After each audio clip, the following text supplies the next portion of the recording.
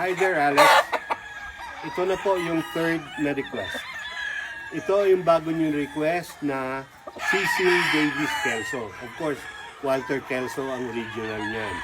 Yan din ang mga Cecil Davis. Mayroon din yung Kelso ni legend natin na si Johnny Jumper are also mga Cecil Davis na mga Kelso, yung mga white leg. Mayroon din yung Kelso na yellow leg. Isa lang po sila, kaya lang tinatawag Cecil Davis kasi si Cecil Davis ang nag-breed. Pero they're the same Kelso families ni Walter Kelso. Ngayon, ganun din si Johnny Jumper. Johnny Jumper Kelsos are also Walter Kelsos. And also, Duke Halsey's Kelsos are also Walter Kelsos. So, pare-pareho lang po yan. Iba-iba lang ang pangalan because iba-iba ang breeders na nag-breed ng Kelso. So, marami yan. So, it's the same blood. Ito, Alex, is a Cecil Davis. 8 months old. Tingnan mo yung kanyang, yung kanyang demeanor, yung kanyang forma. May mga white streamer na siya.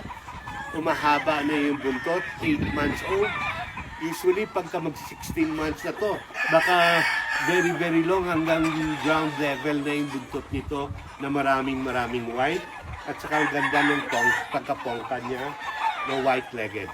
Ang leg band number nito, Alex, is 446. And 10 timbang, siguro 1,850 lang. 1,850. Cecil Davis Kelso with leg band number 446. Ito naman, mapili ka sa mga inahin. Ito naman, ang ganda ng mga balanse. Yung angle ng mga buntot nila, maganda. So, ito naman ang Cecil Davis Kelso na pullet. Leg band numbers 440 and 1104.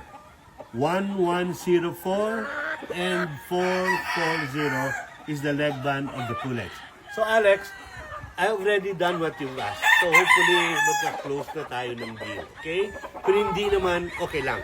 Basta tell us na ayaw nyo para we can move on. Okay, Alex? Ingat po at saka have a nice day.